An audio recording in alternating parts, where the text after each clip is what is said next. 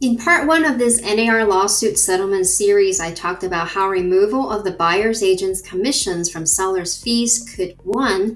Make home buying even harder for buyers, 2. Potentially lower the offer price because now buyers have to set aside money to pay their buyer's agent, 3. Buyers can choose to not go see your home if you're a seller who is not paying their buyer agent's commission.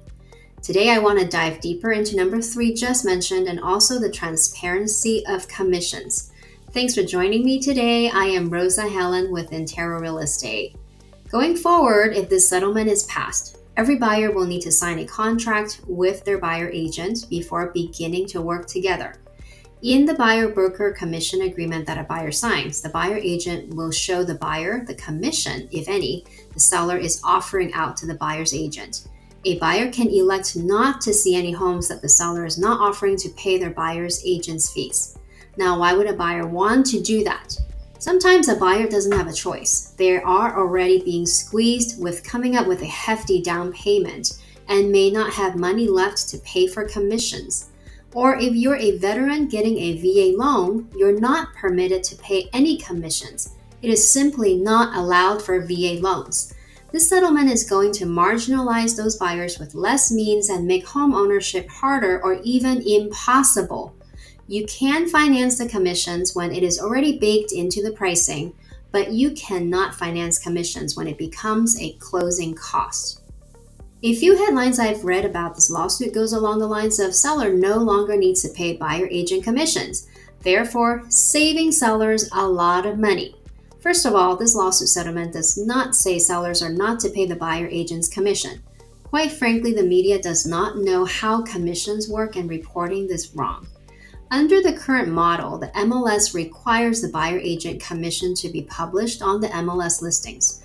The proposed settlement requires the MLS to not publish the buyer agent commission with the listing.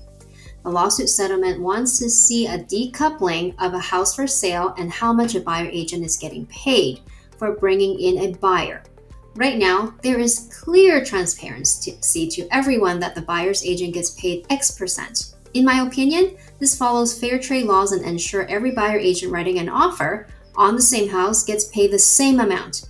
This lawsuit settlement proposes that the buyer agent commission to be removed from the MLS and requires the buyer agent to call the listing agent and ask whether the seller is paying a commission and what it is. We're going from full transparency to zero transparency.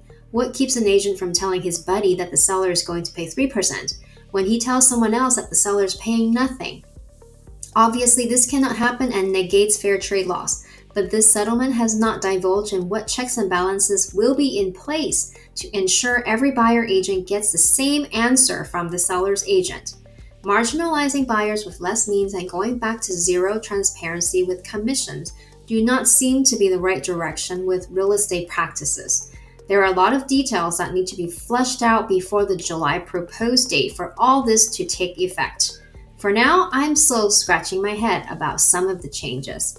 Now more than ever, buyers will need to work with a skilled buyer's agent to help them navigate and negotiate with the sellers in order to get the best outcome. Please feel free to reach out if you are thinking about buying or selling real estate and you're confused about how this settlement might affect you. I am Rosa Helen, offering you peace of mind in all your real estate needs.